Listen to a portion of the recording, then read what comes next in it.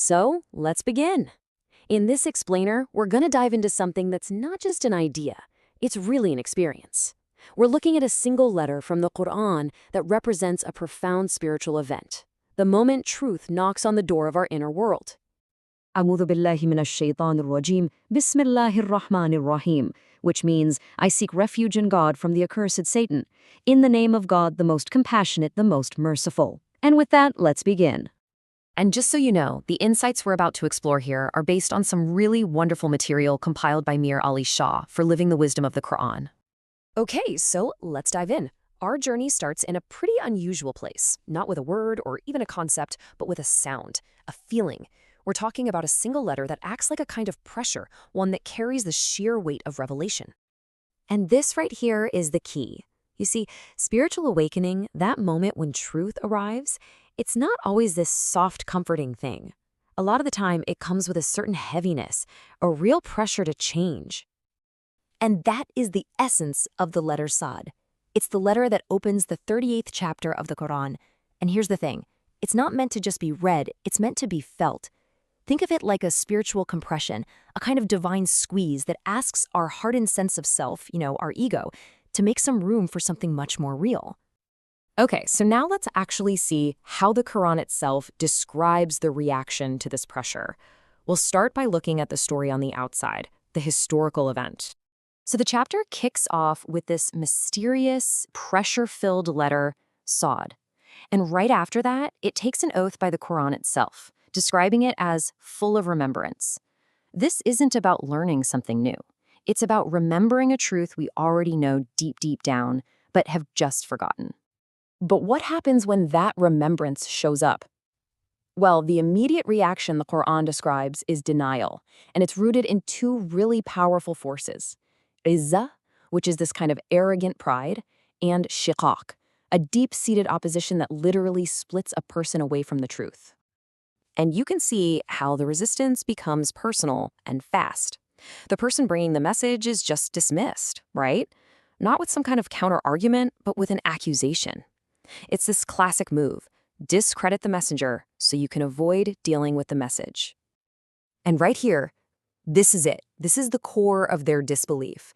The idea of one single unifying reality, one God, it's seen as not just wrong, but strange. It's so completely foreign to their whole way of life that it just seems bizarre. So you have to ask, what was really going on back in 7th century Mecca? I mean, as classical commentators explain, this was never really an intellectual debate. The message of unity, of one God, threatened their entire social and political pyramid. It was all about status, power, and tribal hierarchy. So their denial, it wasn't a philosophical stance. It was really a desperate act of self-preservation. And that brings us to the most important question of all. Is this just some ancient story about the Quraysh tribe, or is it possible these verses are holding up a mirror right now to the landscape of our own hearts? All right, let's shift our focus. Let's move from the outer to the inner dimension and see how this ancient story is a perfect map for the psychology of the human ego. Just look at this parallel. It's pretty incredible. The outer resistance of the Meccan leaders, which was all driven by a fear of losing their status, is a perfect mirror image of our own inner ego's resistance. The moment a deep truth arrives that threatens the ego's control, what's its first defense? To call that truth strange or wrong, anything to protect its own little kingdom. The great mystic Rumi just puts it so beautifully. He says, when pride takes the throne, every messenger looks like a magician. Think about that.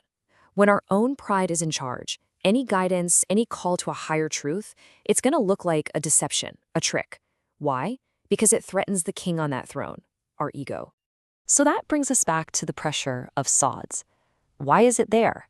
Well, Sufi masters like Al-Kubra explain its spiritual purpose. That feeling of constriction, it's necessary. It's the divine act of squeezing the ego, the nafs, to create the space for the heart to finally breathe and expand. The pressure has to come before the release. Now, this is where it gets really fascinating. What's amazing is how this 1,400-year-old spiritual insight lines up almost perfectly with what modern psychology is telling us today.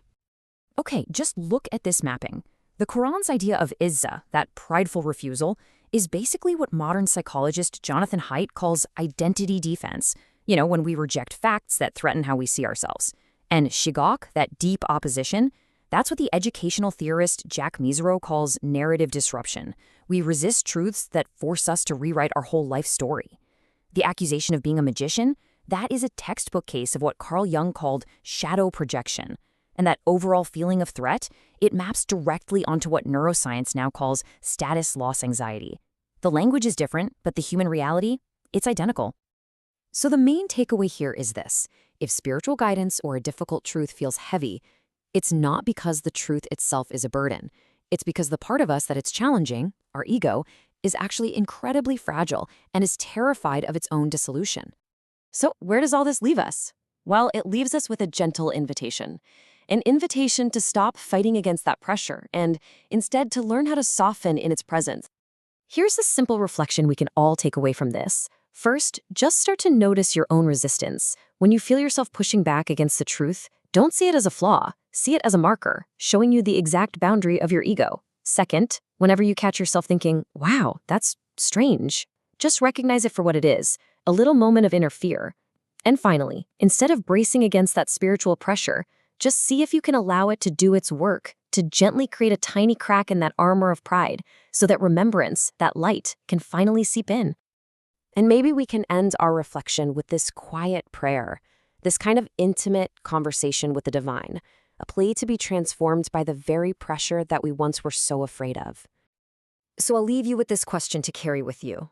Right now, in your own life, what truth is knocking on your door? What truth is arriving with just a little bit of weight, asking your ego ever so gently to soften?